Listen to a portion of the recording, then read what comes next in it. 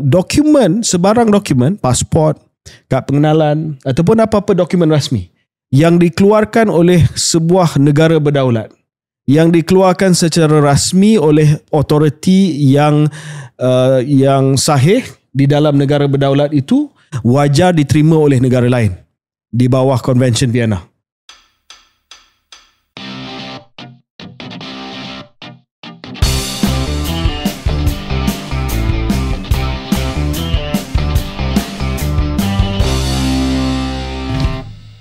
Assalamualaikum warahmatullahi wabarakatuh dan selamat datang ke episod 172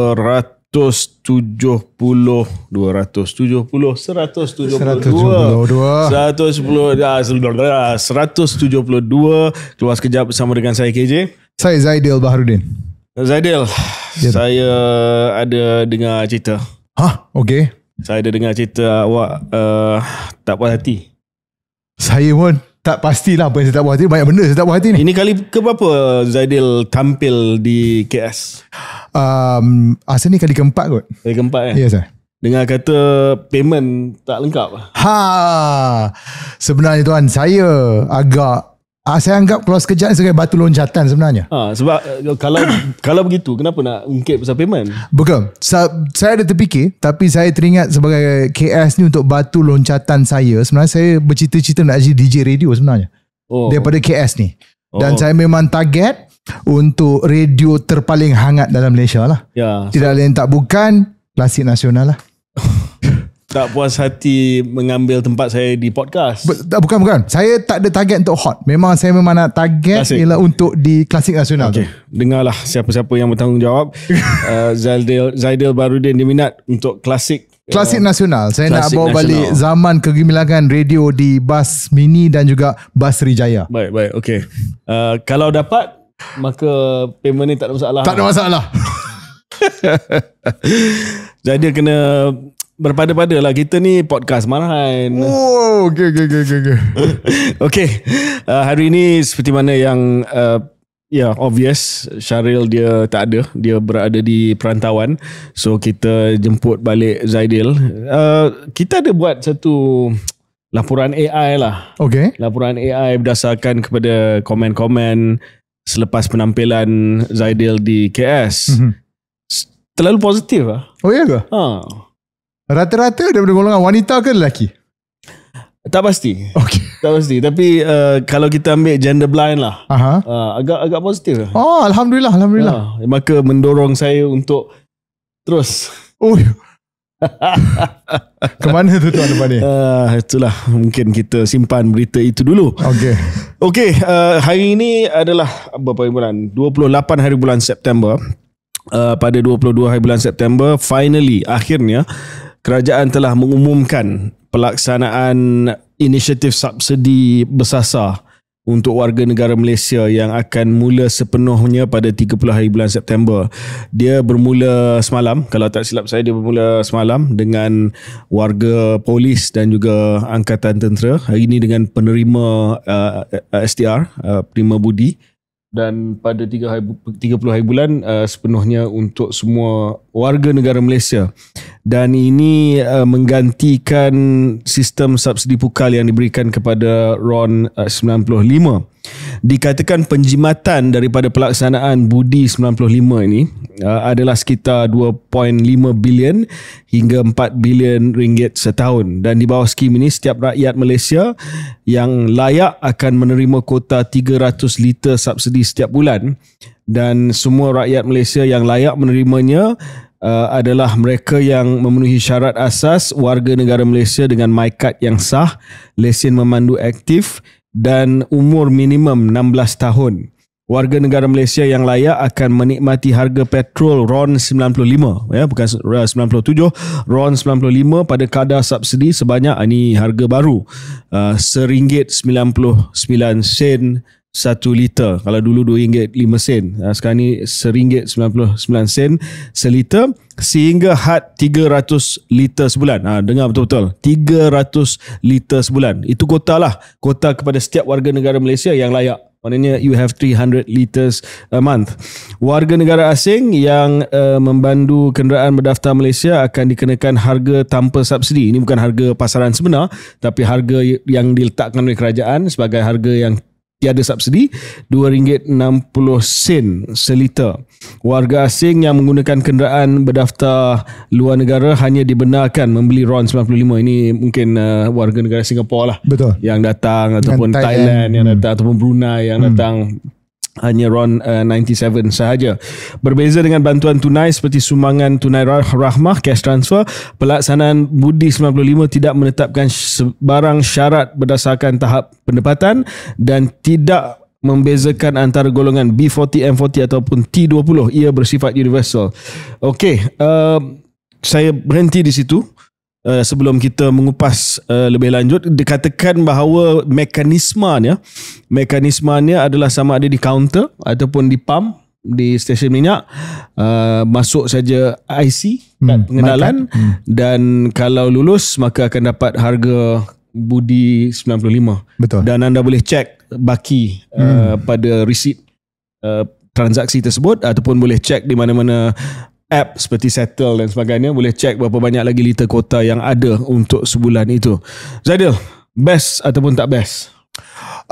Okay, sebegini mana yang saya pernah sebut sebelum ni masa dengan Syaril lah, episode sebelum ni, saya lebih sukakan sistem apungan, penarikan subsidi pukal secara terus dan bantuan tunai.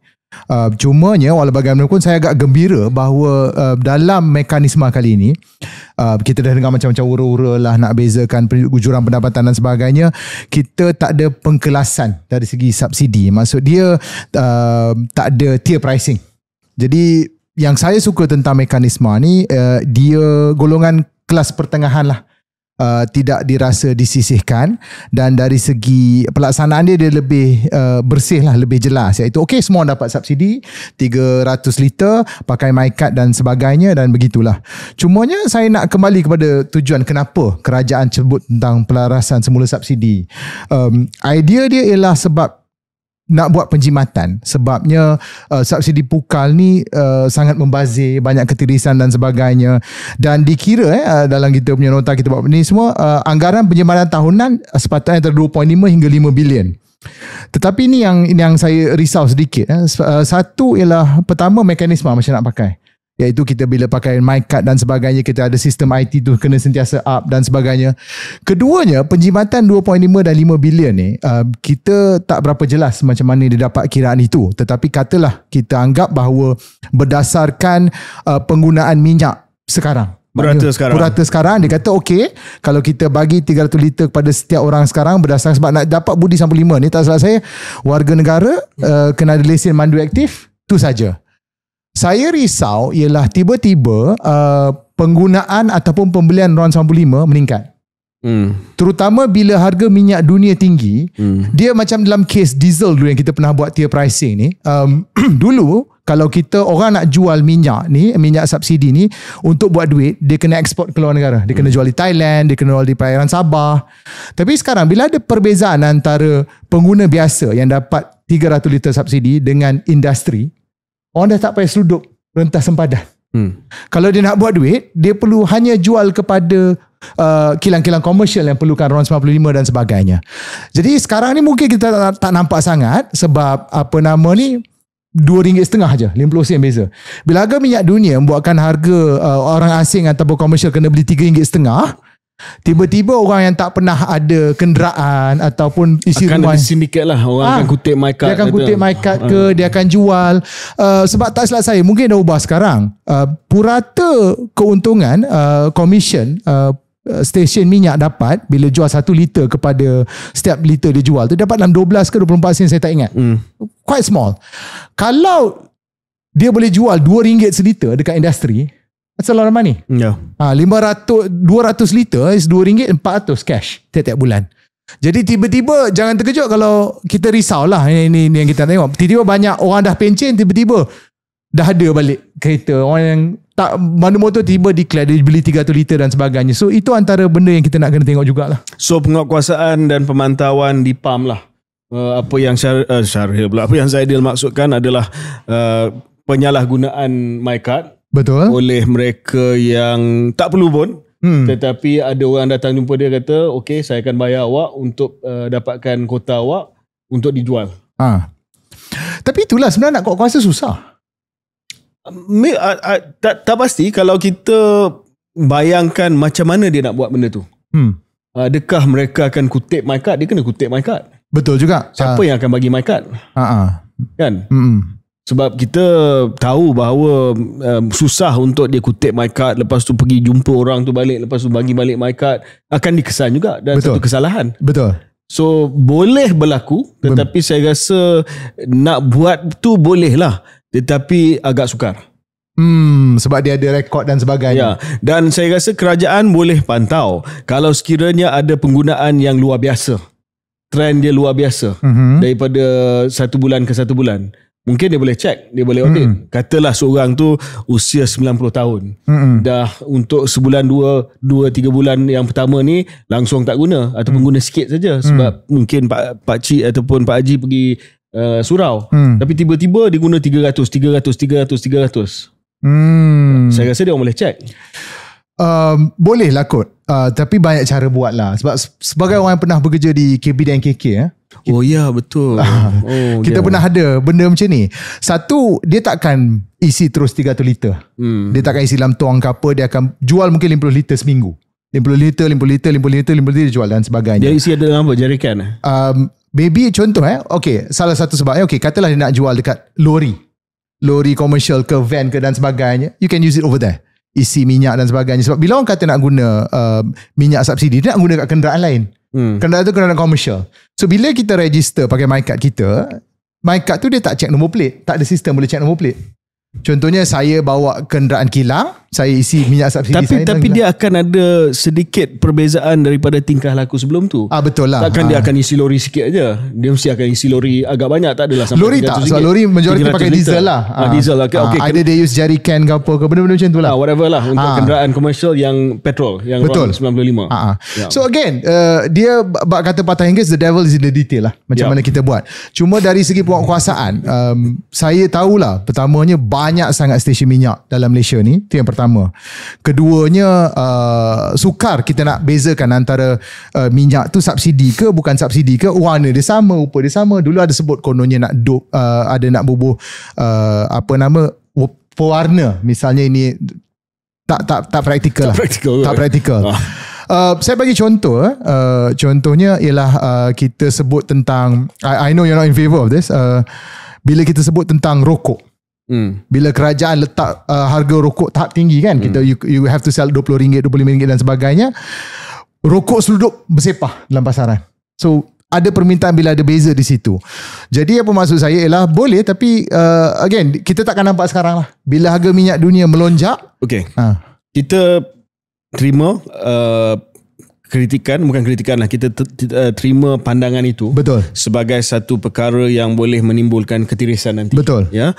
Dan saya rasa memang layaklah untuk kita bangkitkan isu itu supaya kerajaan dapat monitor. Dan saya percaya dan yakin di peringkat kerajaan memang dah difikirkan benda ni. Betul. Dan mereka akan tengok kepada sebulan dua macam mana perbezaan tingkah laku setiap pembeli. Tapi kita pergi balik kepada perkara asas lah, Zaidil. Salah satu sebab kita nak berhijrah daripada subsidi pukal dulu, maknanya semua tak kira siapalah dapat RM2.05 1 liter untuk RON 95 kepada sistem baru ini yang mengasingkan warga negara dan juga kenderaan komersial dan sebagainya, adalah kerana kita percaya bahawa subsidi pukal itu adalah regresif. Betul. Regresif dalam maknanya orang yang kenderaan besar, orang yang kaya lebih banyak menggunakan petrol daripada orang yang berkenderaan kecil dan berpendapatan rendah dan sederhana. Itu memang ada fakta dia lah. Betul. Sebab itu kita berpendapat bahawa kalau nak berhijrah daripada subsidi pukal kepada satu sistem baru, dia mestilah ada juga kelayakan dari segi pendapatan. Yang ini semua dapat. B40 dapat, M40 dapat, T20 dapat. Seolah-olah kerajaan bila nak melaksanakan, dia chicken out sikit lah. Sebab dulu kalau Zaidil ingat, bila PMX mula cakap pasal penyasaran subsidi ni, dia mention 2 kategori. Betul. Warga asing dengan maha kaya. Ingat tak? Warga asing maha kaya. Warga asing maha kaya. Betul. Sebab kita tak nak bagi harga minyak yang rendah kepada warga asing dan maha kaya. Tapi nampak kat sini T20 masih lagi dapat. So soalan saya ke Zaidil adalah, adakah satu kerajaan, sebab kita dah sampai ke sampai ke separuh yang kedua. Kalau ini permainan bola sepak, kita dah second half lah. Okay. Sebelum election lah. Dah half time dah selesai. Kita dah sekarang ni second half. Adakah kerajaan risau untuk menimbulkan kemarahan daripada mahakaya, daripada T20 juga, ataupun adakah ini just permulaan supaya ia simple dulu, bagi simple dulu, maksudnya semua warga negara Malaysia dapat, warga asing tak dapat, dan mungkin kalau dah pelaksanaan dia smooth, lancar, tak ada apa-apa masalah yang besar, konektiviti bagus, ketirisan yang disebutkan oleh Zaidil tu kurang, kerajaan akan umumkan bahawa kita akan hadkan ini kepada B40 M40 sahaja, contoh. Kalau tak, it looks like dia climb down lah daripada mahakaya tu. Saya tak tahu apa niat sebenar dia buat macam ni. Lebih logik sebenarnya yang kedua tu, dia nak satu sistem mekanisme yang lebih straightforward. Macam kita sebut tadi, yang penyeludupan pun, kenapa dia orang berani buat macam ni berbanding dengan diesel. Diesel tak ada tau sistem ni. Diesel very straightforward. Sure. Sebab diesel banyak pergi commercial. Cuma for me it's easy, apung aja. Cuma saya rasa kenapa you punya solution apa? Apung kepada market price dan transfer duit kepada, betul, target ni apa semua. Okay, setuju. Betul. Saya punya pun hampir sama juga, kecuali kita tak bagi yang subsidi kepada T20 lah. Which I want to come to the second point. Saya nak pergi ke point kedua. Bila PM sebut maha kaya ni, salah satu sebab kenapa banyak kekeliruan sebut ialah siapa maha kaya sebenarnya. Definisi tu kita tak pernah tahu dengan secara jelas. Fair, tapi define lah. Kalau bukan T20, kalau rasa orang yang T20 percentile, T19 ataupun 80th percentile, 81 percentile, 83 percentile income ni masih lagi boleh dianggap sebagai orang yang perlu bantuan, then set sebagai T10 sebagai contoh. Betul. Itu yang sepatutnya dulu kita ada dengar, sepatutnya ada guna data padu. Yang di definition apa? Padu ni dah mati lah kot. Itulah. Itu antara kenapa susah kerajaan nak jual naratif memerangi golongan mahakaya. The basic pun, perkara asas pun dia masih tak jelas. Itu mahakaya ni siapa? Apa pendapatan mahakaya? Kenapa mereka ni dikatakan kita perlu ketepikan dan sebagainya? Sebab ramai orang tak tahu, tak jelas. Pertama, yang itu nombor satu lah. Nombor duanya pun kita jangan lupa ramai orang bayar cukai. Orang bayar cukai apa semua, dia pun nak rasa juga, kita pun daripada cukai kita pun nak ada akses kepada hospital, kita nak akses kepada sekolah. Tapi saya secara peribadi lah tak suka naratif ataupun kempen nak memerangi, dia panggil class warfare tertentu dan sebagainya. Katalah kita buat definition bahawa kita hanya nak tolong daripada 80% rakyat Malaysia kita nak tolong, 20% ke atas kita rasa dia orang boleh hidup sendiri. Kemudian kita buat definisi lah, dia punya pendapatan sekian dan sebagainya. Kalau dia ni senior management di sebuah GLC, dia dikira T20 dan sebagainya. Saya tak berapa suka definisi satu, sebab pertamanya hari ni kaya, belum tentu tahun depan kaya lagi. Mungkin dia boleh rugi dan sebagainya. Saya lebih suka kepada data dia kena dynamic lah. Kena dynamic. Tidak bermaksud bahawa kita tak boleh ada takrifan tentang T20 ataupun T10. Pandangan Zaidil tadi mengatakan bahawa kedudukan status kewangan kita akan berubah dari semasa ke semasa. Betul. Tapi letakkanlah data yang dynamic supaya sama ada LHDN boleh check ataupun semakkan sendiri ataupun apa caralah untuk check. Contohnya dia adalah seorang peniaga, boleh check dia punya rekod SSM dan sebagainya.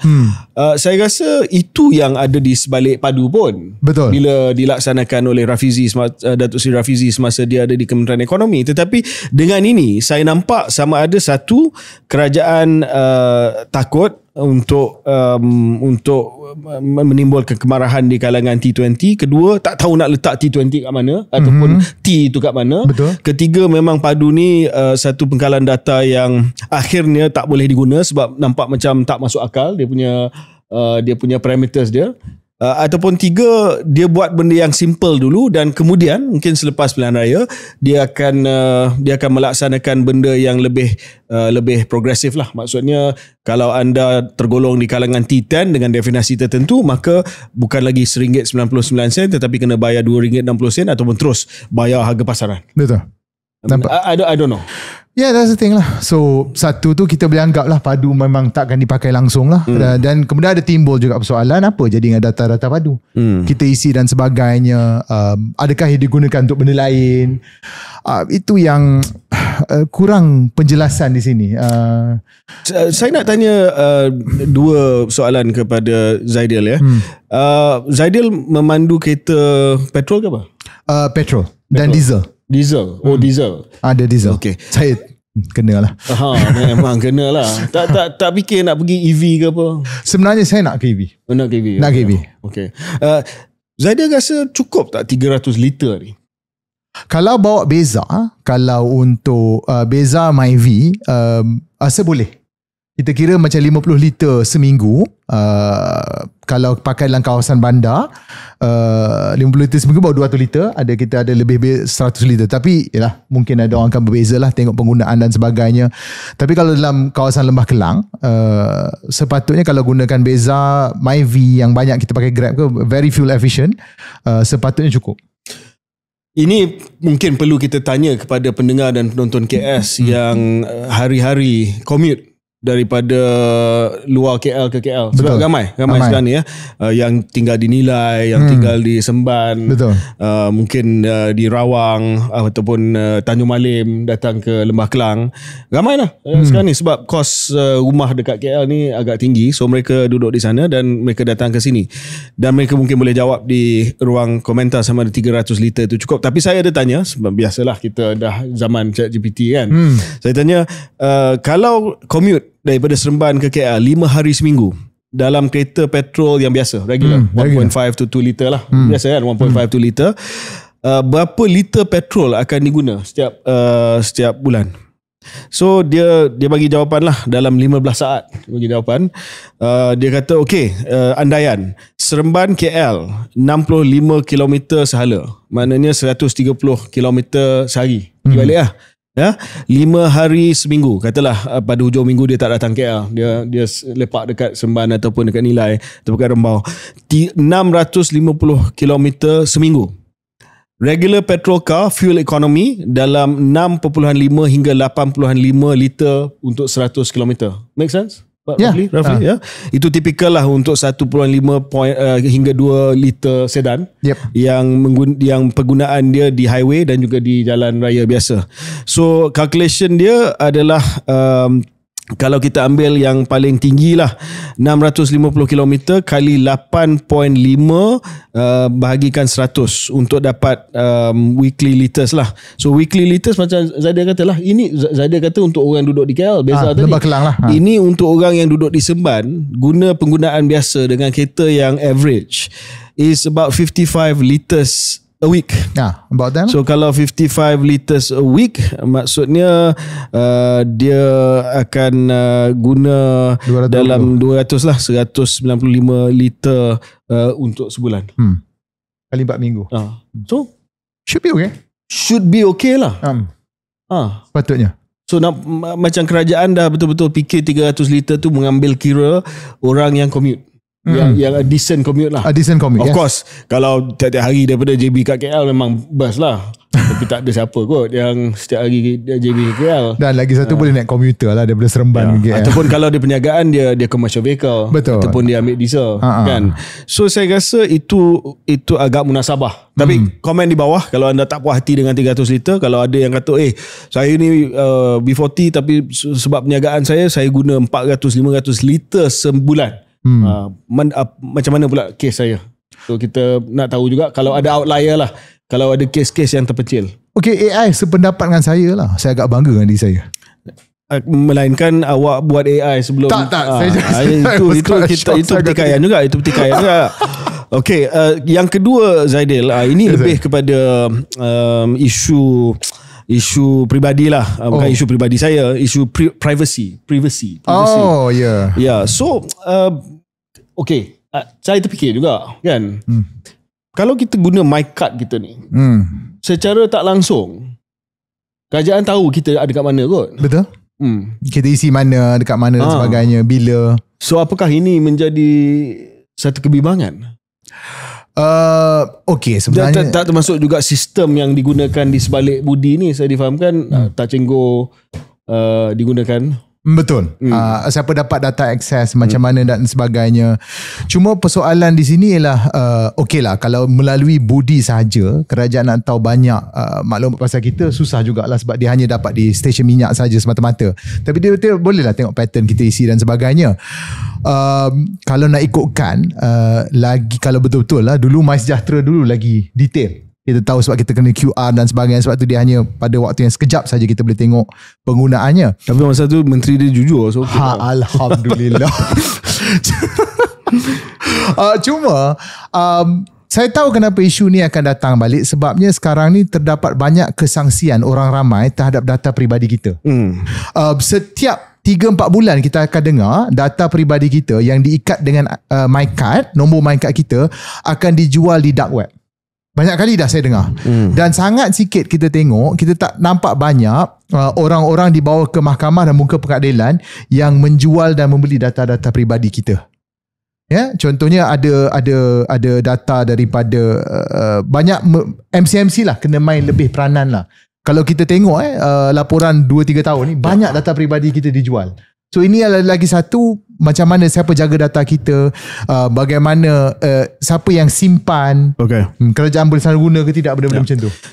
Dia memanglah ini jadi kebimbangan. Tadi kita bergurau tentang MySejahtera, tapi waktu saya jadi Menteri Kesihatan, kita memang ada very very strict procedures untuk siapa yang boleh akses kepada data MySejahtera. Betul. Dia hanya orang tertentu saja yang ada akses kepada MySejahtera. Malah vendor sendiri tak ada.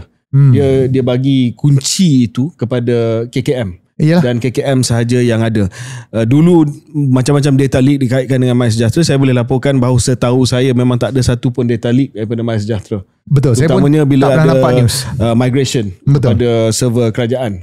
Ya, so memang ada cara dia lah. Tetapi ada juga yang tanya. Contoh saya cek tadi, back end system dan central infrastructure. Ya, Touch 'n Go Digital telah pun ditugaskan untuk memacu the central back end database for Budi 95. Contohnya sistem untuk identity verification, untuk KYC lah, untuk mengenali siapa yang guna budi, quota tracking dan subsidy disbursement. Nampak okey lah sebab tak adalah sensitif sangat. Tetapi kita juga maklumkan bahawa Touch 'n Go Digital ini bukan Touch 'n Go Sdn Bhd dulu yang jaga tol, tapi Touch 'n Go Digital ini 45% dimiliki oleh Touch 'n Go Sdn Bhd, iaitu CIMB, tetapi ada juga pemegang sahamnya iaitu Alibaba, Lazada dan sebagainya. Saya tak ada masalah sekiranya the controls are in place, tetapi kerajaan perlu, saya rasa, menjawab isu ni lah.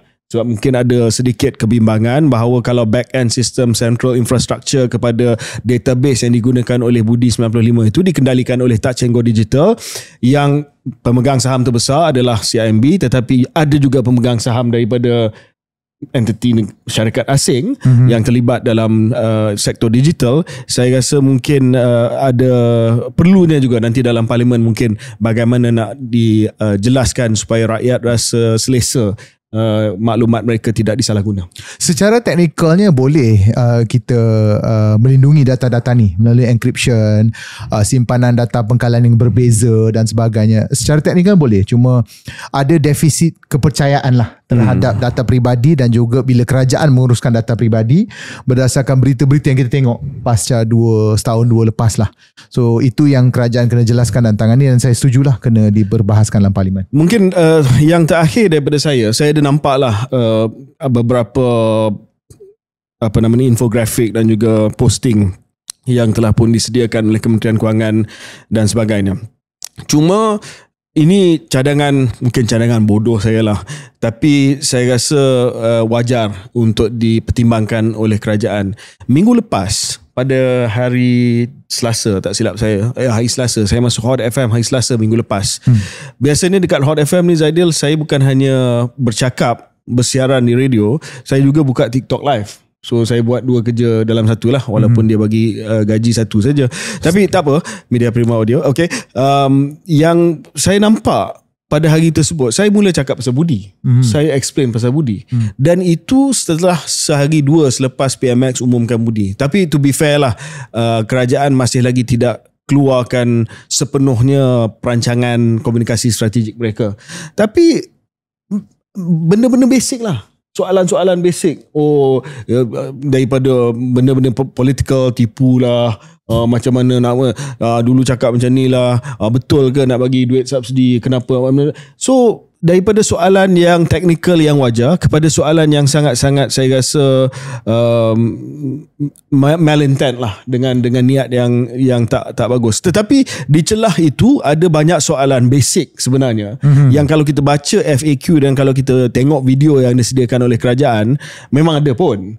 Tetapi saya nak cadangkan, why not? Ya, mungkin pada hari pelaksanaan menteri yang berkenaan, sama ada Menteri Kewangan kedua ataupun Menteri Komunikasi ataupun Menteri KPDN, mungkin dia sibuk dengan Sabah lah, tak pasti, boleh duduk buat TikTok live untuk 2-3 jam, jawab isu ni je. Betul. Dia akan ada kesan tau. Betul. Kalau menteri duduk kat situ selamba je jawab, layan soalan bodoh ke, soalan pandai ke, tak kisah, tapi jawab. I rasa benda tu akan viral. Minister sits for 3 hours on TikTok explaining about the new Budi 95. I agree. Saya setuju. Kalau ikut sepatutnya lah, kalau dari penjawatan menteri lah, sebab yang penguasaan di stesen minyak paling sesuai sebenarnya KPDN HCP lah. Tapi tak kisahlah, boleh jadi Menteri Kewangan, boleh jadi wakil yang pihak ketiga, tak ada masalah. Sebab saya tengok semalam, contoh hari ni, sebab semalam banyak menteri yang pergi ke stesen minyak lah. Saya tengok KDN pun pergi stesen minyak, semua tengah isi kan. Sebab apa, polis dapat kota, so KDN pun pergi isi dengan polis. Tapi orang tak akan baca berita tu. Betul. Dan dalam berita tu dia tak explain apa pun. Orang nak tahu dengan mudah, okay, aku nak pergi isi minyak, okay, sekarang ni macam mana saya nak dapat RM1.99 ni. So jawablah. Dan satu lagi, bukan nasihat lah, tapi satu lagi observation, penilaian yang saya tengok sewaktu saya jadi menteri ni, kita jangan ingat kita jawab soalan tu sekali orang faham.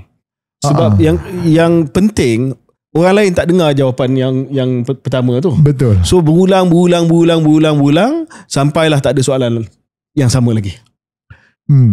Biarlah, kena ada jurucakap berkesan sikit lah, yang mau turun ke bawah, yang jumpa dan sebagainya, mau buat TikTok. Dulu Zaidil pun pernah menjadi pegawai khas kepada Datuk Seri Hassan Malik. Betul. Waktu isu kos sara hidup semakin panas kan.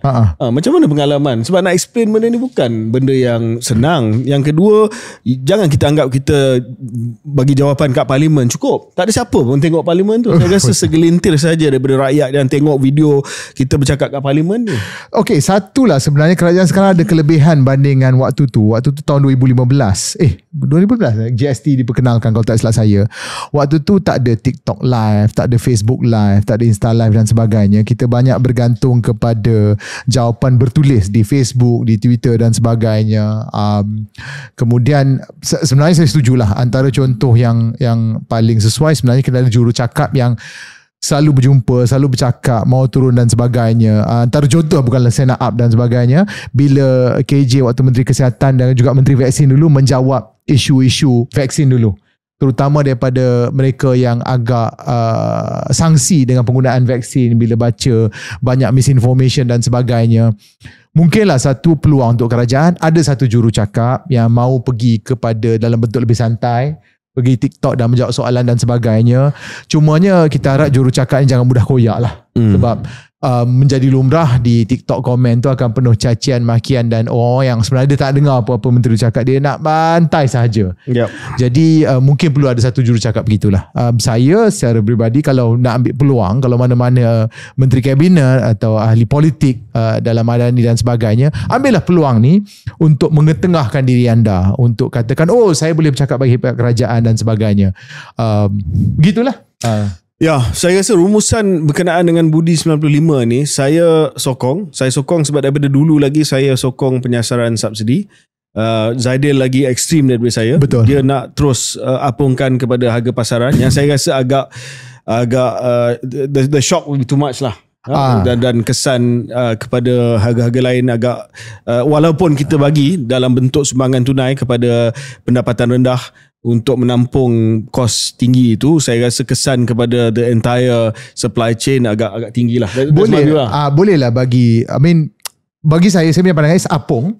There are some the elements there. Contohnya dia akan subsidi 30 sen ke untuk setiap liter, tapi apung lah bagi saya perlu diapungkan. I think that's a better way, but I agree. So itu pandangan saya. Pandangan saya adalah cara ini Budi 95 yang mana saya rasa kita dah mula uji sistem ni sejak 3-4 tahun yang lepas, tetapi dengan syarat ada juga elemen yang progresif. Maksudnya Mahakaya ni lah at some point pada satu ketika nanti kerajaan kena putuskan bahawa tidak semua yang dapat harga RM1.99 ni. Kalau tak, kita tak ada maknanya kita cakap penyasaran subsidi, sebab yang tak layak terima bukan hanya warga negara asing tetapi juga mereka yang berpendapatan super tinggi lah, iaitu Mahakaya. Barulah kita akan melihat penjimatan itu lebih daripada 5 bilion, mungkin 10 bilion, 15 bilion, barulah kita rasa bahawa penyasaran subsidi itu bermakna dan lebih progresif. Tetapi mungkin kerajaan buat atas dua sebab yang saya sebutkan tadi. Satu,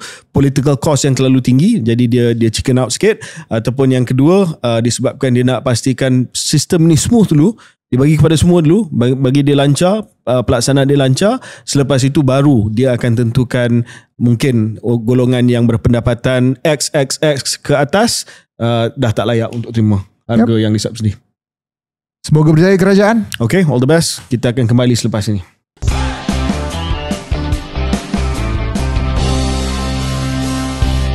Selamat kembali ke episod 172 Keluar Sekejap. Zaidil, anak sulung saya, Jibril, dia sekarang ni nak tamatkan sekolah menengah. Dia ambil mata pelajaran hubungan antarabangsa, international relations. Dan dia ada tanya saya lah, baru ni dia baru start dia punya syllabus.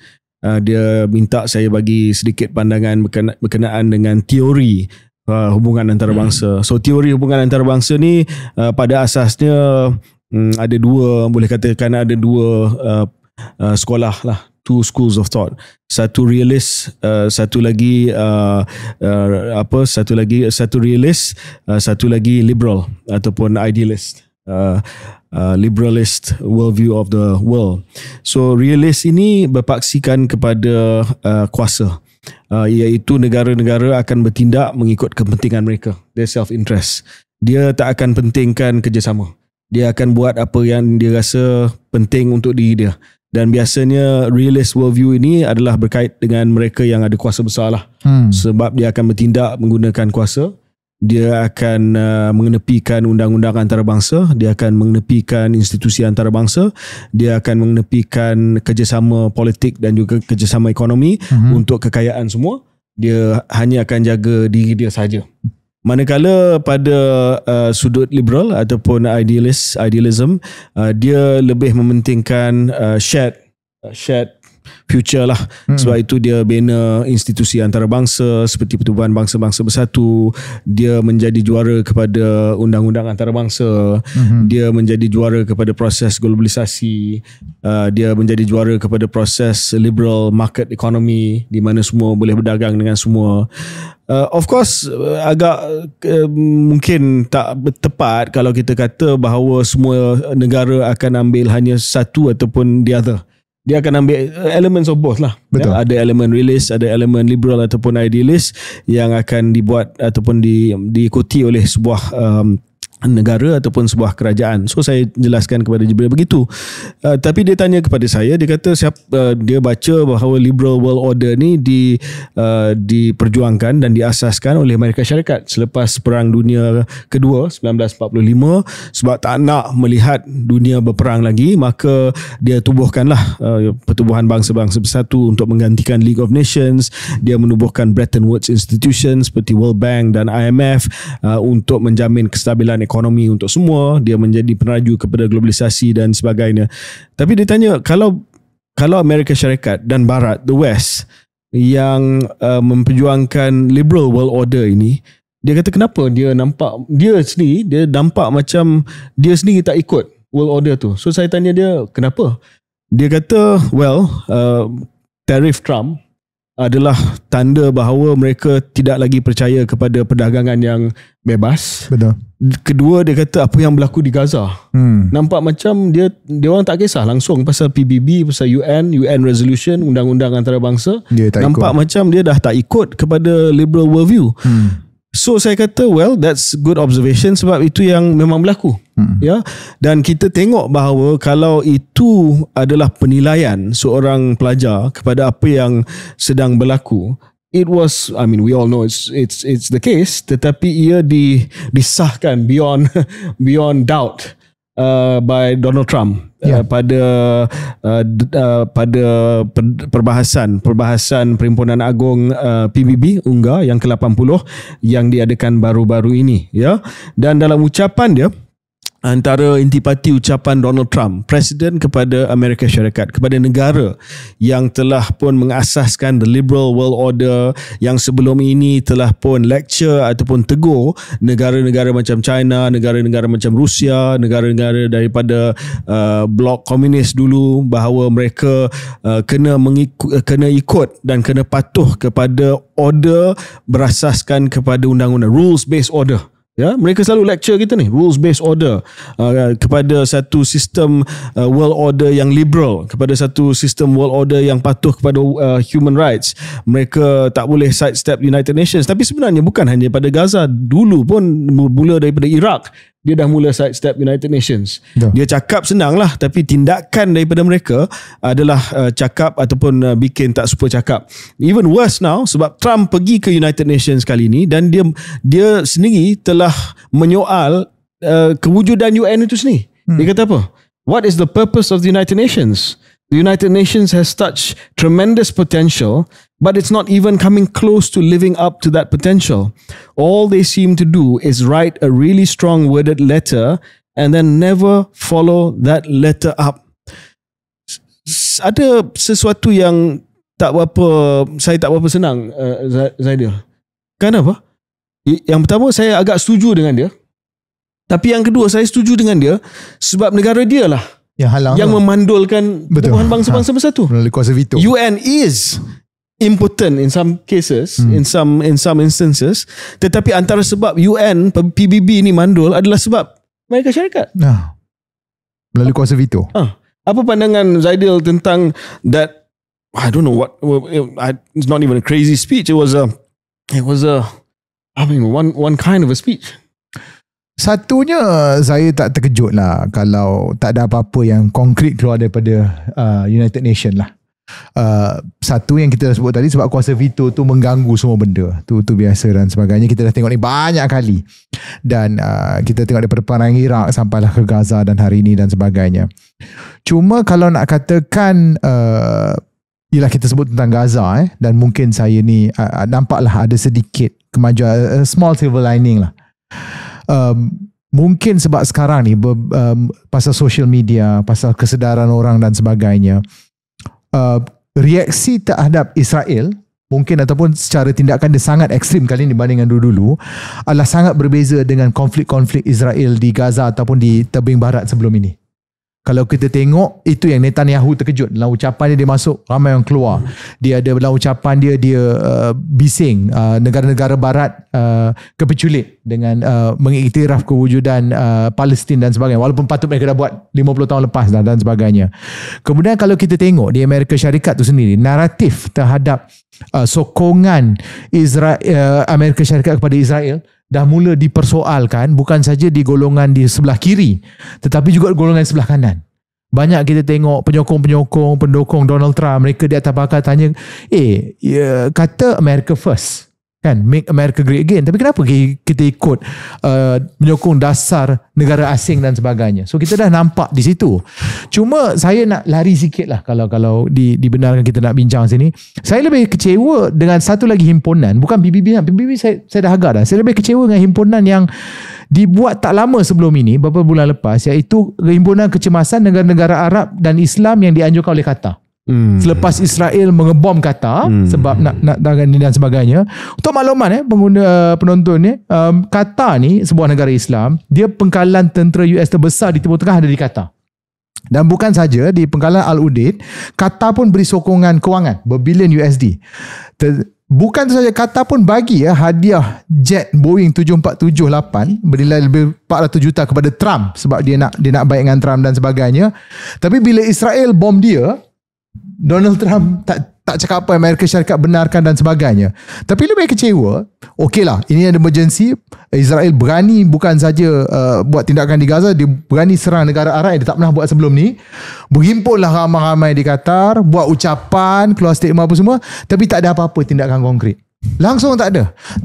Dan hingga hari ini, kalau tak salah saya, masih ada lagi negara-negara Arab dan negara-negara Islam yang ada kedutaan di Israel. Serendah-rendah itu pun tak boleh. Kita tak ada contohnya package tindak balas ekonomi terhadap Israel ataupun untuk melobi dan sebagainya. Dulu kalau kita ingat bila ada peperangan apa, kita boleh gunakan harga minyak sebagai senjata. Sekarang dah tak berani. Apa itu lebih menyedihkan saya daripada ucapan yang agak aneh Donald Trump di Amerika, di PBB. Ini pun lebih bagi saya lah sebagai seorang Islam, seorang negara di Malaysia sebagai OIC, lebih menghampakan lah bagi saya lah. Itu yang kalau kelari sikit lah. Dia tak lari langsung sebab saya dengan Syaril dah sentuh tentang perkara ni. Tapi nak ungkapkan dengan mudah lah untuk perbincangan kali ini. Kebanyakan daripada negara-negara teluk ni, saya tak perlu sebutlah nama negara-negara tersebut. Anda semua boleh buat educated guess siapa yang saya maksudkan. Tapi the usual suspects lah di Gulf ini. Mereka ini sangat ada kebergantungan yang sangat luar biasa terhadap Amerika Syarikat untuk menjadi payung keselamatan mereka, security umbrella mereka.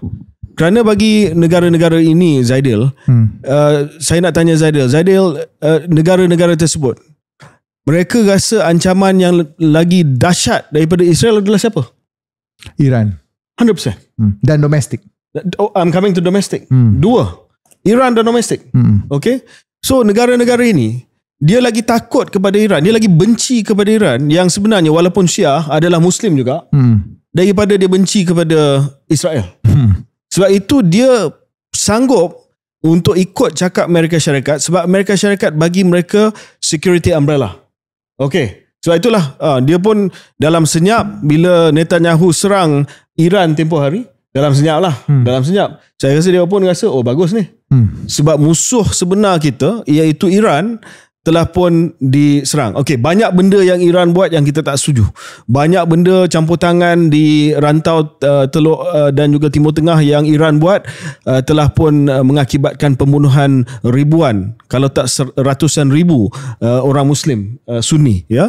Tetapi bila kita berpecah, ya, bila kita berpecah sebagai dunia Islam dan bila real politik, kita cakap pasal realist worldview tadi, adalah kepentingan saya adalah lebih baik saya bersama dengan US, lebih baik saya bersama dengan Israel daripada saya bersama dengan Iran, maka inilah yang akan jadi. Maka mereka tak akan cakap apalah. Walaupun kena serang sendiri, walaupun terpaksa diam bila Gaza, bila Gaza ni dah terlalu teruk, macam Zaidir kata tadi, dalaman. Bau. They are scared. The only reason, sebab utama kerajaan-kerajaan dan pemerintah di negara-negara teluk ni dah mula bersuara sedikit lah tentang Gaza, adalah dia rasa takut.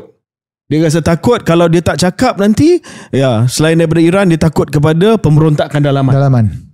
Sebab ya, mungkin dia rasa dia kuat, mungkin dia rasa dia kuasai segala-galanya, tetapi dia pernah tengok negara-negara jiran-jiran mereka di Arab Spring dan sebagainya, bahawa kalau rakyat mereka betul-betul dah fed up, pemberontakan boleh berlaku dan mereka boleh diguling. So mereka tidak ada pilihan. So itu jawapan pada apa yang dibangkitkan oleh Zaidil lah. Tapi balik kepada isu, ke nak tambah dulu? No, I'm good. Balik kepada isu Trump ni, dia telah bukan hanya menyerang institusi yang menjadi yang menjadi tiang seri lah kepada order dunia yang sedia ada. Malah dia telah pun menyerang sains di sebalik apa yang kita hadapi pada hari ini. Penolakan dasar iklim dan kelestarian. Okay, let me quote. The carbon footprint is a hoax made up by people with evil intentions, and they are heading down a path of total destruction. Again, global warming and the carbon footprint, it's a con job at extreme cost and expense. Macam dia kata Tylenol. Autism. Punca kepada autism. Ini Presiden Amerika Syarikat. Maknanya kata-kata itu adalah penting. Words matter, especially from the President of the United States. Dia cakap yang Tylenol tu di forum dalaman, pun dah teruk. Ya, sebab ada rata-rata di dunia pun dah mula quote dia dah. Ini lagi dia pergi United Nations. Dan dia cakap, I don't believe in climate change. Ya, dan dia kata, if you don't get away from this green scam, your country is going to fail. Negara kita pun dah ada neta. Kita dah buat keputusan untuk beralih kepada net carbon zero pada tahun 2050. Ada orang yang lecture kita. Selain daripada itu, dia punya satu lagi dia punya sense of importance lah, perasaan dia bagus. I ended 7 wars, dealt with the leaders of each and every one of these countries, and never even received a phone call from the United Nations offering to help. The United Nations wasn't there for us. So dia memang anggap diri dia sebagai seorang juara keamanan dunia lah. Dan macam-macam lagi lah. Tetapi dia juga ada sebut, as everyone knows, I have been deeply engaged in seeking a ceasefire in Gaza. Unfortunately, Hamas has repeatedly rejected reasonable offers to make peace, and we can't forget October 7th, can we? Balik-balik October 7th, balik-balik 7 Oktober, balik-balik Hamas. Gaza dah decimated kot, Zaidil. Dan saya rasa lepas tu dah diumumkan baru ni semalam, kalau tak silap, dah ada laporan dalam media kata baru ni Steve Witkoff, envoy kepada Trump, duta kepada Trump untuk kawasan Timur Tengah, telah pun bawa satu 21 point Gaza peace plan. Gaza will be de-radicalized, terror free zone that doesn't pose a threat. Gaza will be redeveloped for the benefit of all its people. Maknanya tak akan diusir keluar lah. Tetapi soalan dia adalah, will be de-radicalized, terror free zone, bila dia akan isytiharkan itu sehingga setiap bangunan dalam Gaza itu dah diroboh, baru dia kata it's de-radicalized, tak ada teroris lagi. Dia nak bunuh semua. Bila dah semua dah dibunuh, baru dia akan umum begitu. So soalan saya, ini ialah 21 point peace plan, baguslah, tetapi saya rasa dia cakap dengan dia buat itu sangat-sangat berbeza. Dan Netanyahu pun sebut bahawa Israel must finish the job in Gaza. The final elements, the final remnants, Saki-Baki Hamas are holed up in Gaza City. That is why Israel must finish the job. That is why we must do it as fast as possible. Maksudnya flatten Gaza City and get everyone out of Gaza City. Dan Netanyahu pun cakap dia nak apa, dia kata dia nak beli TikTok atau something, take over TikTok. Dia nak beli TikTok, Twitter dan sebagainya. So I don't know, Zaidil, sebelum kita pergi kepada rakan-rakan kita di Asia Tenggara dan apa yang diorang cakap dekat PBB, adakah Zaidil rasa bahawa this 21 point plan ni satu cadangan yang jujur daripada Amerika Syarikat? Tak adalah. Satulah tadi ada sebut, saya nak balik pada mula-mula tadi soalan yang jika dibangkitkan tentang world order dan sebagainya. Mungkin kita lihat kalau tak ada course correction dalam pilihan raya akan datang dan sebagainya, ini mungkinlah bibit permulaan kemerosotan Amerika Syarikat sebagai kuasa dunia.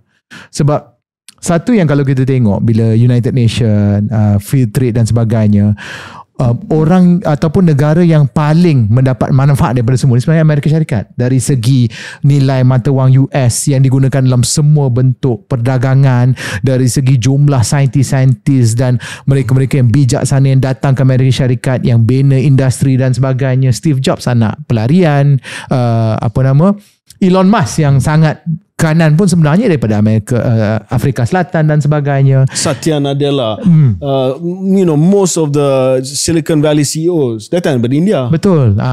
Isteri dia pun imigran juga asalnya. Isteri Donald Trump. So begitu. Melania. Jadi mungkinlah pengaruh APEC terlalu kuat dalam domestik politik, maka mereka tak dapat penampakan yang jelas dan sebagainya. Mungkinlah salah satu kemerosotan ketamadunan Amerika Syarikat tu. Dan saya tak ada jawapan yang jelas, saya tak tahu mana akan berlaku. Okay. Soalan, sebab ini saya nampak Tun Mahathir ada keluarkan video. Dia minta supaya PMX jangan jemput Trump datang ke sidang kemuncak ASEAN. Pandangan saya bagi pandangan saya dulu. Okay. Ya. Tun Mahathir kata disebabkan genosida yang sedang berlaku di Gaza yang disokong oleh Amerika Syarikat. Fakta. tak ada siapa yang menafikan fakta tersebut, maka kita perlu tarik balik kita punya jemputan kepada Donald Trump untuk datang ke sidang kemuncak ASEAN yang akan diadakan di Malaysia. Pada satu sudut saya faham pandangan Dr. Mahathir. We should not have anything to do with this guy sebab mereka syarikat memang sokong genosida yang sedang berlaku di Israel. Ataupun adakah kita jemput, kalau kita tak jemput dia dan dia akan bertindak balas kepada kita. You know Trump. Yeah. Dia akan tindak balas. Sama ada dia akan letak teroris 90%. Betul. Ataupun dia akan buat sekatan baru, dia akan buat. Sebab bagi dia tak ada masalah. Malaysia ni kecil je. So dia kata okay, you've disinvited me, so I'm going to move your tariff up to 90%. I can do that. You know, I can do that. So satu, kita kena play smart. Smart. Yang kedua, kita play smart tapi kita jujur kepada prinsip kita. Maksudnya bila dia ada kat sini, PMX kena cakap depan-depan lah. Okay, welcome to Malaysia, to the ASEAN Summit, Mr. President, dengan hormat, dengan diplomasi. Sebab kita, ini seni diplomasi lah, hubungan antarabangsa. And we appreciate your efforts to help masa Cambodia dengan Thailand ada perang, up dia sikit lah. Selepas tu kata, but we have serious reservations about your support for Israel. I don't know, that's my view. Cakap depan-depan lah. Saya setuju. Dan walaupun kita sangat kritikal terhadap Donald Trump, ada beberapa keadaan yang kita tengok sebelum ini, dia boleh berubah fikiran. Dari segi contohnya, dia punya pendirian tentang perang Ukraine-Rusia, macam mana dia boleh mula dia tak berapa nak mengebom di Iran, lepas tu bila didesak melalui APEC apa, dia bom, kemudian cepat-cepat dia tarik, dia tak nak hantar tentera darat di Iran, dia mau dan sebagainya. Jangan tutup ruang diplomasi. Kerana Waimah kalau ada sedikit harapan untuk kita kurang-kurang dapatlah satu bentuk gencatan senjata menyelamatkan nyawa kanak-kanak dan orang-orang di Gaza, ambil peluang tu. We've got nothing to lose. Tak apalah. Dan juga again, satu, kita tengok ada sebelum ini dia berubah fikiran, dia mahu dengar pandangan dan sebagainya. Bagi saya setuju dengan Cik Khairi. Patut diplomasi diteruskan, cuma perlulah hikmah daripada juga kebijaksanaan daripada pemimpin kita dan juga pemimpin-pemimpin Asia Tenggara, ASEAN tu sendiri. Saya rasa PMX mempunyai ciri-ciri karisma yang cukup tinggi. Dalam bahasa Inggeris dia kata play someone like a fiddle. Means you can wrap Donald Trump around his finger lah. Puji sikit, lepas tu kata we are concerned about Gaza, kita setuju ni. You know, macam saya kata lah, saya pernah tengok Trump bila dia dah kena terkesima dengan orang macam tu, dia kata the Prime Minister is a good guy, he's a very good guy, and we had a very good discussion. We had the best discussion in the whole wide world. And I think he's right. And we should push with Gaza. Saya tak naklah ke situ sekali. Hyperbolic kan. Hyperbolic. Prime Minister Anwar is the best guy in this world. Saya ada banyak benda lah saya kurang bersetuju dengan Perdana Menteri kita sekarang ni, tapi kalau ianya membantu untuk menyelamatkan nyawa, dan saya setuju salah satu kelebihan Perdana Menteri kita ialah dia berkarisma depan media, dan kita tahu Donald Trump pun sangat suka dengan engagement dengan media. Demi kebaikan dan untuk menyelamatkan nyawa, kita doakan untuk kejayaan di bidang itu. Point dia lebih baik cakap depan-depan, lepas tu try to play him like a fiddle. Inilah waktu untuk gunakan bakat karisma itu. Yes. 100%. Okay, all the best. Dua perkara lagi. Ada satu reaksi yang agak mengejut di negara jiran kita, Indonesia. Sebab Bapa Presiden telah pun sebut bahawa dalam ucapan di PBB, di UN, dalam ucapan dia disebut, to close, I reiterate Indonesia's complete support for the two-state solution in Palestine. We must have an independent Palestine. Dia sebut, we must guarantee statehood for Palestine, but Indonesia also declares that once Israel recognizes the independence and the statehood of Palestine, Indonesia will immediately recognize the state of Israel, and we, Indonesia, will support all guarantees for the security of Israel. Wow.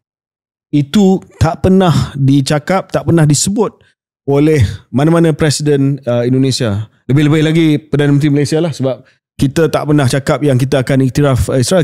The furthest we've gone is two-state solution. Maknanya kita acknowledge lah Israel tu ada. Ya.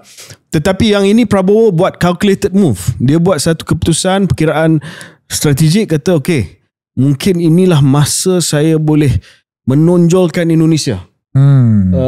Mungkin di mata Amerika Syarikat.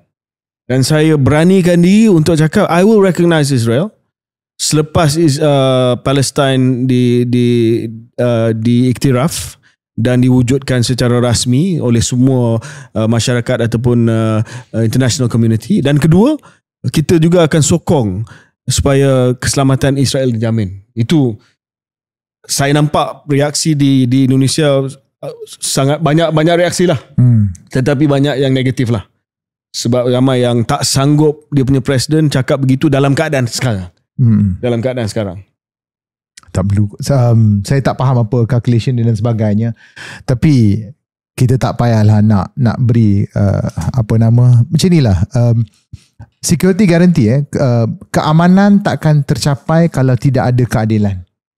Kalau sekadar bagi mengatakan Palestin sepatut dapat dia punya negara sendiri, tapi mereka ditekan, ada keliling, ada dinding tinggi, ekonomi mereka disekat, tak ada garanti daripada mana-mana negara boleh memberikan keselamatan tu lah. Dan kita tak perlulah nak bersimpati sangat terhadap penjajah lah macam.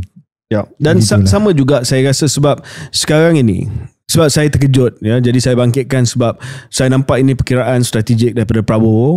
Tak pernah disebut. Dia mesti kata okay, saya akan pergi ke sana. Saya nak nampak macam saya ni magnanimous, besar hati, Indonesia boleh terima, supaya mungkin dia rasa kalau kita rasa kita boleh terima, mungkin ia akan mengubah pandangan Amerika Syarikat. Kata kalau Indonesia pun boleh terima awak, bagilah gencatan senjata kepada Gaza. Saya rasa Israel tak kisah pun apa yang Indonesia fikir. Dan kedua, nampak macam kita give in too much lah. Malaysia jangan, ya.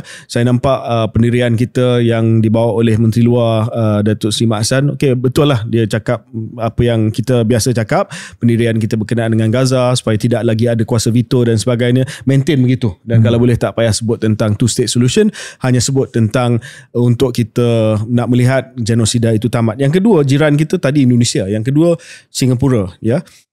Banyak negara Zaidil yang dah mula iktiraf Palestin. Perancis, Macron, Keir Starmer, United UK. Kingdom, Canada, Mark Carney dan sebagainya. Ya, banyak negara Eropah dah semua. Malah saya ada tengok satu peta. Saya rasa yang tak mengiktiraf Palestin ni semakin kurang lah. Jepun dia kata dia tak nak iktiraf Israel. Ini pun saya nak tegur. Jepun ni dia hanya ikut cakap dia punya master lah. Master dia Amerika Syarikat. Amerika Syarikat kata AA. Amerika Syarikat kata ohayou gozaimasu, ya. Tapi yang saya agak kecewa sikit, tapi saya faham, adalah Singapura. Ya, Singapura kata dia cakap pada dasarnya dia setuju, dia dah bersedia, prepared in principle to recognize Palestine in the future. Tetapi antara syarat dia, there must be an effective Palestinian government. I mean, in what world do you think there's an effective Palestinian government when one in the Gaza Strip is being flattened and decimated, and in the West Bank you have growing violent Israeli settlers and settler colonialist movement in the West Bank?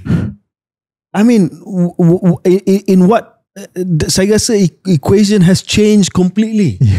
Ini kalau zaman dulu, ya, there was only one Palestinian Authority yang berfungsi, yang tak ada sekatan, yang tak ada embargo, yang tak ada segala-gala restrictions, okay lah. Tetapi kalau masih lagi, dan saya tengok Singapore masih lagi cakap begitu, well, there must be effective Palestinian government. I mean, listen to yourselves. Yeah. Saya tengok debat tu antara Pritam Singh dengan Menteri Luar rasanya, Menteri Luar Singapura, dia ada cakap benda tu. Saya macam, effective government. Why don't we stop the killing first? Yeah, I think that's the basic. Dan point dia, the equation has changed. negara Palestin dalam tahap almost completely obliterated, dan awak masih lagi kata no, as long as you have an effective government, stop dying, have an effective government, then we'll maybe recognize you. Wow, that's essentially it. Stop dying, have an effective government, we'll recognize you. So anyway, itu antara pandangan yang saya nak sampaikan. Sebab ini minggu antarabangsa. AI ada lagi emotion minggu antarabangsa dekat UN dan sebagainya lah. Okay, kita akan kembali selepas ini.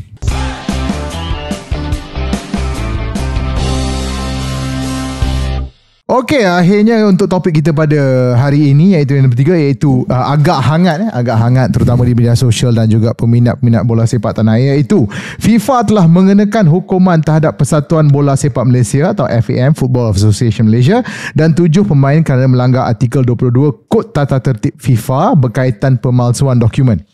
FIFA mengenakan denda sebanyak 350,000 francs ataupun 1.8 juta ringgit kepada FAM, dan 7 pemain yang terlibat didenda 2,000 francs setiap seorang. 7 pemain tersebut juga digantung 12 bulan daripada menyertai sebarang aktiviti berkaitan bola sepak berkuat kuasa serta-merta, dan isu ini akan dirujuk ke Tribunal Bola Sepak FIFA bagi pertimbangan lanjut, dan FAM diberi masa 10 hari lagi untuk meminta penjelasan bertulis atau mengemukakan rayuan, dan kita difahamkan FAM telah mengumumkan mereka akan buat begitu. Pelbagai kenyataan telah dikeluar daripada Menteri Dalam Negeri, ada kenyataan daripada JPN mengenai isu dokumentasi ini dan sebagainya. Saya nak minta pandangan Encik Khairil. Saya ni sebenarnya secara terus terang lah, saya ni tak minat bola sepak. Saya tak sedar pun tentang isu ini, dan 7 nama pemain tu pun saya tak tahu sebenarnya. Saya tak tahu pun dia orang tu pemain untuk Malaysia dan sebagainya. But saya ni unik lah, sebab saya memang tak minat bola dan sebagainya. What do you think, Zak? Ini isu yang sangat, kalau nak cakap yang paling hangat isu sejak 2 hari yang lepas ni, dan mungkin untuk 10 hari akan datang sebelum proses rayuan itu bermula, adalah isu berkaitan dengan pengantungan 7 pemain ini, dan juga hukuman yang diambil terhadap Persatuan Bola Sepak Malaysia oleh FIFA ataupun Badan Antarabangsa Bola Sepak. So yang pertama kita sebutkan fakta dulu. Fakta adalah FAM akan kemukakan rayuan, ya, sebab ini adalah keputusan pada peringkat jawatan kuasa disiplin, dan memang FIFA ada hak untuk membuat rayuan. Saya tak pasti, tetapi saya tak pasti sama ada proses jawatan kuasa disiplin itu telah pun melalui proses due process. Maknanya FAM telah dipanggil, telah pun memberi jawapan dan memberi keterangan. Biasanya akan ada proses sedemikianlah, ya. Jadi saya tak pasti sama ada itu telah pun berlangsung ataupun tidak. Yang kedua, seperti mana yang kita telah pun baca, ada satu surat yang telah pun dikeluarkan oleh Ketua Pengarah Jabatan Pendaftaran Negara yang mengatakan bahawa proses dalaman ketat untuk mengeluarkan kewarganegaraan di bawah Perkara 19 Perlembagaan Persekutuan telah pun berlaku, dan pemeriksaan menyeluruh dibuat bagi pastikan kelayakan, termasuklah untuk memastikan bahawa 7 pemain ini ada susu galur Malaysia. Susu galur Malaysia mengikut definisi FIFA adalah datuk dan nenek. Peringkat itu saja. Tidak kepada moyang. Dia datuk dan nenek. Dia mesti datuk dan nenek, sama ada lahir di Malaysia ataupun ada surat lahir di Malaysia ataupun pernah duduk di sinilah. So dikatakan bahawa satu siasatan telah pun dibuat, dan telah pun ada pemeriksaan silang, cross verification dengan rekod luar negara di Argentina, Brazil, Spanyol, iaitu negara di mana 7 pemain ini datang. Mereka datang daripada 3 negara ini, dan walaupun rekod kelahiran asal tulisan tangan tidak ditemui, tetapi berdasarkan bukti kukuh, ya, ini JPN punya siasatan lah. JPN kata berdasarkan, sebab yang saya tahu tentang JPN ni, Zaidil, they are very strict lah. Dia tak akan, bagi saya, kewarganegaraan ini adalah kurniaan yang paling tinggi yang kita boleh bagi siapa-siapa. Dia adalah satu hadiah yang paling istimewa yang boleh diberi dalam perlembagaan persekutuan kita. Jadi saya rasa tidak akan diberi sewenang-wenangnya. So JPN telah cek dan JPN keluarkan salinan rasmi mengikut amalan pentadbiran semasa bahawa pemohon memenuhi syarat dan mereka telah pun mendapat kewarganegaraan berdasarkan kepada susu galuh. Ya. Dan yang kedua, kenyataan daripada Menteri Dalam Negeri Datuk Seri Saifuddin menegaskan bahawa setiap keputusan pemberian, ini saya sebutkan tadi, kewarganegaraan dibuat berdasarkan kepada Undang-Undang Perkara 19 dalam kurungan 1 Perlembagaan Persekutuan. Dan proses ini yang disebut proses naturalisasi sangat teliti dan berlapis. Ya, saya tahu ini adalah pemain warisan, tetapi pemberian kewarganegaraan itu diberikan nama naturalisation. Naturalisasi sangat teliti dan berlapis, dokumen lengkap disemak, temu bual dijalankan, biometrik diambil, verifikasi menyeluruh dibuat dan syarat utama adalah keberadaan pemohon di Malaysia dan semua keputusan ini mengikut tertib dan peraturan undang-undang. So berdasarkan kepada jawapan Jabatan Pendaftaran Negara, berdasarkan kepada jawapan Kementerian Dalam Negeri, nampak macam proses ini adalah proses yang sangat ketat. Dan dokumen yang dikeluarkan itu disahkan adalah dokumen yang dikeluarkan oleh JPN di bawah Kementerian Dalam Negeri. Kalau tak, Menteri Saifuddin Nasution tak akan cakap begitu. Kalau tak, Ketua Pengarah Jabatan Pendaftaran Negara tak akan cakap begitu. Dan bagi saya, Zaidil, sebarang dokumen, pasport, kad pengenalan ataupun apa-apa dokumen rasmi yang dikeluarkan oleh sebuah negara berdaulat, yang dikeluarkan secara rasmi oleh autoriti yang sahih di dalam negara berdaulat itu, wajar diterima oleh negara lain di bawah Convention Vienna, hubungan antarabangsa. Maksudnya, you have to prima facie accept an official document that has been issued by an authorized body of that sovereign government, unless proven otherwise. So, apa yang saya baca between the lines adalah KDN dah semak, KDN dah check semua, cross check di Spanyol, di Brazil, di Argentina, memang didapati ada susu galur, dan selepas itu keluarkan kad pengenalan ataupun pasport kerakyatan kepada 7 pemain ini. Jadi saya tak pasti di manakah disebut bahawa, sebab FIFA kata tindakan ini diambil kerana dokumen yang palsu. Sebab dokumen yang palsu ini satu perkara yang sangat serius, Zaidil. Sebab di bawah undang-undang kita, forgery adalah satu criminal offence. Boleh pergi penjara tau. Yep. Kalau kita memalsukan dokumen rasmi. So kalau ada pemalsuan dokumen rasmi oleh FM ataupun oleh dalang, mana-mana dalang lah, saya harap tidak, na'udzubillah, berlaku dalam jabatan kerajaan ke apa, ini tindakan bukan hanya tindakan disiplin, ini tindakan undang-undang, tindakan jenayah. Tetapi SPRM pun dah keluar kenyataan, kata dia dah cek dan ini tidak ada apa-apa tanda-tanda rasuah ataupun tanda-tanda penyalahgunaan kuasa. So I can only assume, saya hanya boleh andaikan bahawa dokumen yang dikeluarkan oleh KDN itu tulen. Bagaimana mereka buat keputusan tersebut, mungkin perkara itu boleh dijawab oleh kerajaan, bahawa ada bukti bahawa susu galur mereka, seorang daripada datuk, seorang daripada nenek, lahir di Malaysia dan sebagainya. Itu saya rasa perkara teknikal yang boleh dijelaskan, dan saya rasa inilah yang nak disampaikan kepada FIFA dalam rayuan nanti. Ya, jadi saya tak pasti sama ada yang dirujuk oleh FIFA ini dokumen daripada kerajaan ataupun dokumen lain. Tapi bagi saya, dokumen daripada kerajaan dah disahkan, dah keluar. Betul. Menteri dah cakap, KP dah cakap, dan benda ni mengikut undang-undang antarabangsa, prima facie kena terima. Dan poin yang saya rasa penting juga, ini poin yang saya bangkitkan, yang dibangkitkan oleh beberapa orang lain, adalah sebelum ini proses dia adalah FAM, dia dapat maklumat, dia semak maklumat, dan dia hantar maklumat itu kepada FIFA, dan FIFA kena setuju. Bila setuju tu mestilah FIFA dah tengok maklumat tersebut. Saya rasa takkanlah susah sangat FIFA sebab 7 aja pemain daripada Malaysia, bukan 100.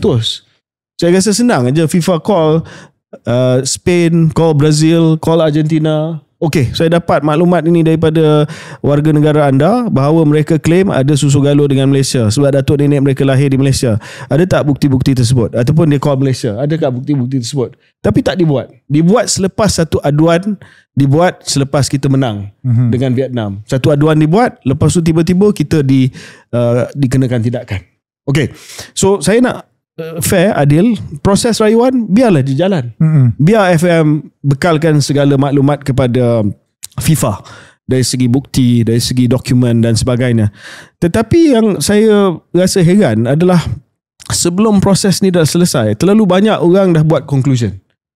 Oh, memang ini penipuan lah. Dan yang sedih tu ialah, saya faham lah kalau orang minta ketelusan, saya tak ada masalah. Saya setuju kita perlu ada ketelusan. Tetapi di kalangan orang kita sendiri yang dah hukum kata ini I told you so, memang betul lah, memang penipu dan sebagainya. Sedangkan kalau tak nak sokong rayuan FAM pun atas semangat kenegaraan dan semangat sokong Harimau Melaya, tapi at least tunggulah sehingga rayuan tu selesai. Ini belum apa-apa lagi kata this is the worst day in Malaysian football, ini adalah satu, okay, it's embarrassing, saya setuju, memang kita marah. Tetapi sebelum rayuan itu selesai, kenapa kita dah buat rumusan kita? Kenapa kita dah conclude? Dan ada yang tanya, siapa nak buat ini kepada Malaysia sedangkan ranking kita corot, siapa nak buat tindakan sabotage ini kepada negara? Saya terfikir kat mana tu? You know why? Because untuk Piala Dunia yang akan datang selepas ini, dia akan memperluaskan lagi jumlah pasukan yang boleh layak. So bila dia memperluaskan lagi jumlah pasukan yang boleh layak, tentu sekali ada kuota tambahan untuk pasukan-pasukan daripada Asia. So pasukan daripada Asia ni antara pasukan yang sekarang ni tengah naik, yang mungkin boleh ambil slot-slot daripada kuota yang diperluaskan ini adalah Malaysia, Indonesia, Vietnam dan negara-negara inilah, negara-negara jiran kita. Bukan saya nak tuduh siapa-siapa ya. Ada yang dah tuduh kata negara ini yang membuat sabotaj. Saya tak sampai ke tahap itulah. Tetapi there's a lot at stake. Sebab bila jumlah tempat pasukan untuk kelayakan akhir, pusingan akhir Piala Dunia diperluaskan kepada, kalau tak silap saya 40 lebih, maka Malaysia ada chance nak masuk ni walaupun kita 100 lebih. That's why there's a lot at stake now. Katalah ada negara lain yang kita dapat kalahkan, dia tak dapat masuk, kita dapat masuk buat kali pertama pusingan akhir Piala Dunia. So itu view saya lah, Zaidil. View saya adalah biar rayuan ini jalan. Memang tak salah untuk kita persoal kenapa tiba-tiba kita dah setuju hari itu, lepas tu tiba-tiba nak ambil tindakan kepada kita. Dan yang ketiga, jelas yang saya jelaskan tadi, kalau dokumen itu dikeluarkan oleh kerajaan, badan kerajaan yang berautoriti, maka negara lain ataupun entiti antarabangsa kena terima bahawa itu adalah dokumen yang sah. Tetapi sekarang sejam 2 jam yang lepas, kenyataan dikeluarkan oleh Datuk Nur Azman Haji Rahman, Setiausaha Agung Persatuan Bola Sepak Malaysia FAM. Ni hangat. FAM tunggu keputusan penghakiman FIFA sebelum kemuka rayuan. Kita dah sebut. Persatuan Bola Sepak Malaysia FAM sedang menunggu keputusan penghakiman penuh daripada FIFA sebelum mengemukakan rayuan mengikut proses dan lunas undang-undang sedia ada. Yang kita sebut tadilah. Kita fair, kita tunggu. So FAM kata dia belum lagi terima penghakiman, the full judgment lah, full keputusan penuh. Tetapi dia kata FM ingin memaklumkan bahawa kami telah mengenal pasti wujud kesilapan teknikal dalam proses penyerahan dokumen yang dilakukan oleh kaki tangan pentadbiran. FM mengambil serius perkara ini, walau bagaimanapun FM ingin menegaskan bahawa para pemain warisan yang terlibat adalah rakyat Malaysia yang sah. Okey. Di sini FM dah mula buat sesuatu yang preemptif. Dia kata, ada kesilapan teknikal dalam proses penyerahan dokumen. Tadi saya sebut dokumen dikeluarkan oleh kerajaan, sahih. Tak boleh dipersoalkan. FM kata ada kesilapan teknikal. So, kita tak tahu. Saya tak nak speculate apa kesilapan teknikal, tapi FM acknowledge ada kesilapan teknikal, tapi dia kata status pemain itu adalah pemain warisan. Bahawa mereka adalah rakyat Malaysia yang sah. So, accept it as it is lah. Kita accept it as it is dulu, tetapi nampak macam ada kesilapan teknikal. Kita tak pasti apa kesilapan teknikal. So kita ambil kenyataan JPN, kenyataan MDN, dokumen yang sah, tapi FAM ada buat fumble sikit. Kita tak tahu fumble FM itu apa. Tapi bagi saya kita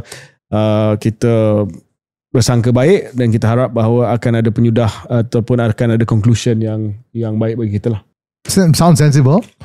Sebagai sekali lagi saya nak jelaskan, saya tak berapa minat bola sepak. Cuma kalau saya nak komen lah benda ni, mungkin sedikit macam saya suka lari sikit. Saya secara peribadi menyokong transparansi dan sebagainya, dan saya secara peribadi tidak menolak, ya, sebab mungkin ada yang marah isu ni sebab dia kata kita perlu kuatkan pemain tempatan lah, ada anggap mereka ni bukan tempatan dan sebagainya. Tak apalah, saya secara peribadi tidak menolak pemberian kewarganegaraan kepada bakat. Cumanya saya lebih suka kalau kita ada mekanisme yang lebih jelas, bukan dari segi bola sepak, tetapi bagaimana kita memberikan kewarganegaraan, ada proses yang jelas di JPN dan sebagainya. Sebab saya dulu tahu tentang KDN dan sebagainya. Sekarang ni pemberian kewarganegaraan ni agak vague.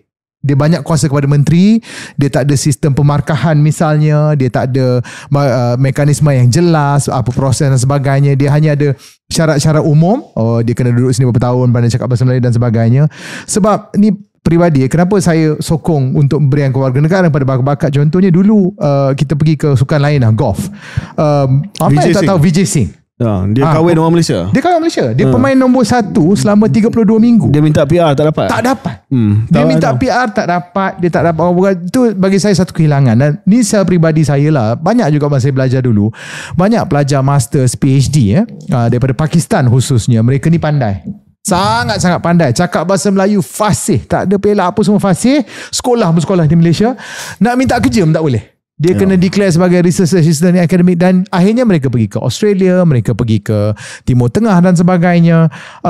Dan juga kita pun, yelah, kita satulah, semangat nasionalisme ada satulah, tapi kita pun kena faham juga kita punya total fertility rate pun dah jatuh sekarang ni. Bagi saya open kepada penerimaan bakat. Cuma sebagai saya rasa kita kena menyokong juga permintaan peminat-minat bola sepak tentang ketelusan. FAM mesti tunjukkan dokumen itu, mesti appeal dan sebagainya. Kita bersangka baik, kita menyokong, sebab ini pasukan nasional, pasukan kita semua, walaupun saya tak minat, tapi ini pasukan Malaysia. Dia bawa bendera kita, dan let the appeal process being done first. Cuma pandangan saya dari segi kewarganegaraan tu perlu lebih mekanisme yang jelas dan telus dari segi KDN dan pemberian kepada bakat-bakat. Saya rasa itu pendirian yang fair, Zaidil. Pertama, of course, kita minta ketelusan. Yang kedua, kita minta proses ini, dan FM betul-betul buat rayuan yang terbaik lah. Betul. Yang penuh dengan integriti, yang penuh dengan ketelusan, buat sampai menang lah basically. Ya, sebab kita pun tak nak benda ni kalah. Malu kalau kita kalah. Dan untuk makluman pendengar, dia ada 2 stage rayuan. Satu rayuan kepada FIFA sendiri, dan kalau itu tak lepas, dia boleh rayu kepada Court of Arbitration for Sports di Lausanne, Switzerland. Biasa saya pernah buat masa Menteri Belia dan Sukan. Kalau rayuan di badan induk tak lepas, dia ada one independent tribunal body dekat ataupun mahkamah di Lausanne, Switzerland, yang menjadi the final appeal for us. Cuma sekarang ni bak kata peribahasa, the ball is in FAM court lah. Ball is in FAM court. 10 hari dia kena sediakan dossier untuk dihantar ke FAM, untuk dihantar ke FIFA untuk menjawab segala soalan. So bagi kita, saya rasa macam Zaidil kata, kita minta ketelusan, tapi pada masa yang sama kita bersangka baik, kita sokong. Sebab kita nak supaya FAM sebagai badan naungan kebangsaan kita berjaya dalam hal ini. Soal kewarganegaraan, Zaidil, ini soal yang berkait, tetapi bukan berkait dengan isu bola sepak. Betul. Ini lebih besar. Saya punya lebih besar. I agree with you. Ya, saya kena ada satu proses yang lebih telus. Bukan hanya untuk bakat, Zaidil, tetapi juga untuk kes yang tertangguh, yang kes stateless dan sebagainya. Datuk Seri Saifuddin ada datang ke KS hari itu, dan dia telah bagi komitmen bahawa dia akan selesai sebaik mungkin dan sebanyak mungkin kes-kes permohonan kewarganegaraan daripada orang yang stateless yang ada di Malaysia, kes-kes foundling dan sebagainya, dan kita harap komitmen itu dapat dilaksanakan lah. Tetapi saya juga minta supaya Datuk Saifuddin, dia tidak hanya akhir dengan dia tak boleh kata oh trust me bro, I'm here. Tapi kalau menteri akan datang juga terikat dengan satu, kalau tak undang-undang, peraturan yang sama untuk memberi kewarganegaraan kepada mereka yang layak terima, Zaidil. Bukan hanya bakat tetapi juga yang selama ini tidak ada status kewarganegaraan tetapi memang lahir di sini dan tinggal di Malaysia. Apa-apa pun kita doakan yang terbaik agar 7 pemain ini boleh menyarung jersey Malaysia dan bermain dan membawa kebanggaan kepada kita semua, dan juga tak ada jadi isu lah tentang isu kewarganegaraan, dia boleh menang agar mereka boleh agar semua pemain bola sepak kita boleh bermain di atas padang. Dan juga yalah, kalau berjaya yang 7 orang ni pun boleh belilah dapat minyak subsidi 300 liter tu. InsyaAllah. So it's kill 2 birds with 1 stone. Okay, terima kasih, thank you.